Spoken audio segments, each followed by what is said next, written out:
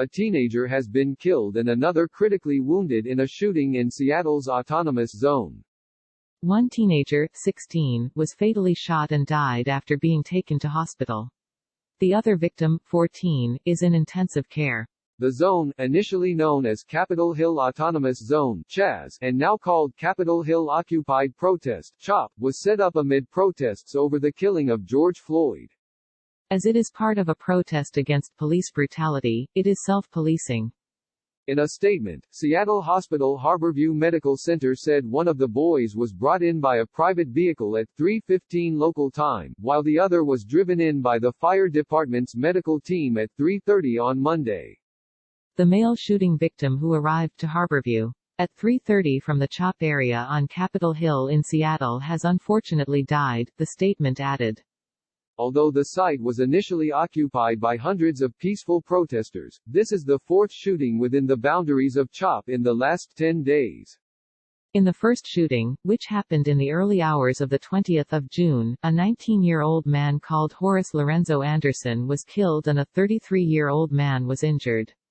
A second shooting the next day left a 17-year-old boy injured, and another person was wounded in a third shooting 2 days later. After the latest violence, city officials have said they are considering dismantling CHOP, and reopening a police station in the area that was abandoned by officers when the zone was first set up. Chief Carmen Best, from the Seattle Police Department, said they had found a white Jeep, riddled with bullet holes, near one of the concrete barriers to CHOP. She also accused protesters and residents of not being cooperative with our requests for help, and said the zone was now not safe for anybody.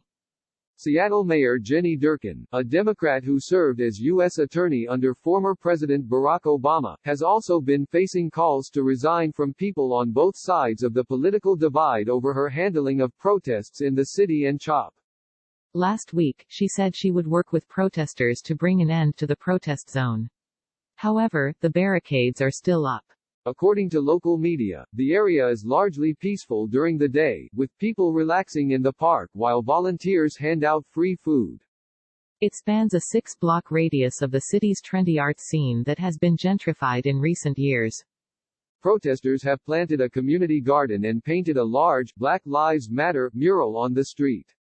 But at night, the area is said to become tense as demonstrators march and openly armed watchmen patrol the streets. The protests in Seattle in Washington state began in response to last month's death in police custody of an unarmed black man, George Floyd, in Minneapolis, Minnesota. The area around East Precinct in Seattle became a battleground between protesters and police at the beginning of this month, leading the governor to send in the National Guard and the mayor to impose a curfew. The mayor finally ordered barricades to be removed near the precinct and the police building was boarded up. President Donald Trump, a Republican, had threatened to take back the city, but Mayor Durkan and Washington Governor Jay Inslee, both Democrats, told him to mind his own business.